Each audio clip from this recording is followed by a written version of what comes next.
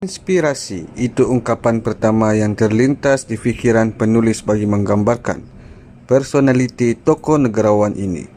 Nama Tan Sri Dr. Zeti Akhtar Aziz mula dikenali ramai ketika beliau menyandang jawatan sebagai Gubernur Bank Negara. Lebih membanggakan, Tan Sri Dr. Zeti Akhtar melakar sejarah tersendiri apabila menjadi wanita pertama yang menjawat tugas paling penting dalam bidang perbankan negara selama 16 tahun.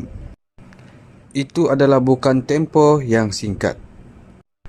Selain berjaya mengangkat martabat kaum wanita, penampilan Tan Sri Dr. Zeti juga sering menjadi perhatian masyarakat. Setiap kali kalimatnya muncul di hadapan halayak ramai yang dapat menjangkakan busana yang dipakai wanita hebat ini, Tan Sri Dr. Zeti sememangnya cukup sinonim dengan gaya tersendiri dan melekat dengan persalinan kurung rona biru dan aksesori rantai leher mutiara. Menelusuri latar belakang Tan Sri Dr. Zeti, beliau merupakan puteri tunggal kepada pasangan yang juga tokoh ilmuwan negara iaitu Profesor Diraja Ungku Abdul Aziz Ungku Abdul Hamid dan Sharifah Azza Syed Muhammad Al-Sagof.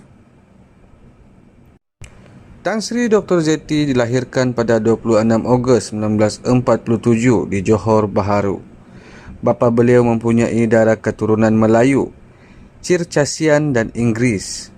Sementara ibunya pula berketurunan Hadrami, Arab dan Melayu. Patutlah Tan Sri Dr. Zeti cantik dan kelihatan awet muda meskipun sudah meniti usia 73 tahun.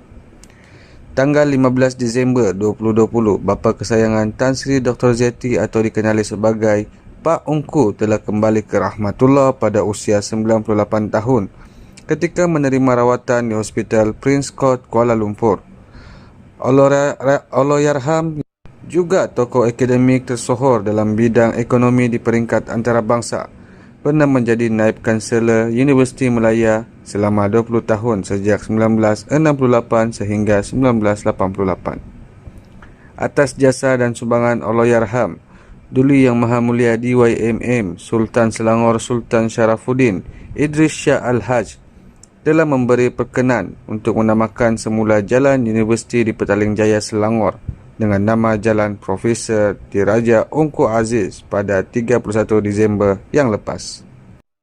Kebijaksanaan Profesor Ungku Aziz nyata diwarisi Tan Sri Dr. Zeti yang mendapat pendidikan awal di sekolah menengah Asunta dan kemudian bergelar Hizwaza Ijazah Sarjana Muda Ekonomi Analitikal dari Universiti Malaya UM sebelum melanjutkan pengajian ke peringkat sarjana dan doktor falsafah dalam bidang kewangan dan ekonomi antarabangsa di University of Pennsylvania pada tahun 1978. Tan Sri Dr. Zeti mendirikan rumah tangga dengan Datuk Dr. Taufik Aiman.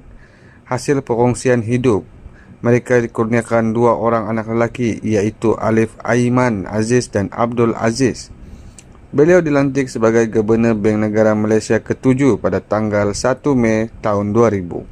Sekaligus mencatat sejarah menjadi wanita pertama memegang jawatan berkenaan. Bersandarkan kecemerlangan Tan Sri Dr. Zeti mengendalikan bidang perbankan negara, beliau sekali lagi diberi kepercayaan sebagai Gubernur Bank Negara pada 1 Mei 2011 bagi tempoh 5 tahun seterusnya. Kini, Tan Sri Dr. Zeti juga merupakan pengerusi Permodalan Nasional Berhad PNB. Pada Disember 2017, Tan Sri Dr. Zeti menerima anugerah darjah matahari terbit Order of the Rising Sun, iaitu antara darjah kebesaran tertinggi di negara Jepun. Di samping itu, beliau juga pernah dianugerahkan sebagai Gubernur Bank Pusat Terbaik Dunia pada tahun 2015 dan diiktiraf sebagai Gubernur Bank kelas A untuk tahun ke-11 berturut-turut dari majalah Global Finance pada tahun 2014.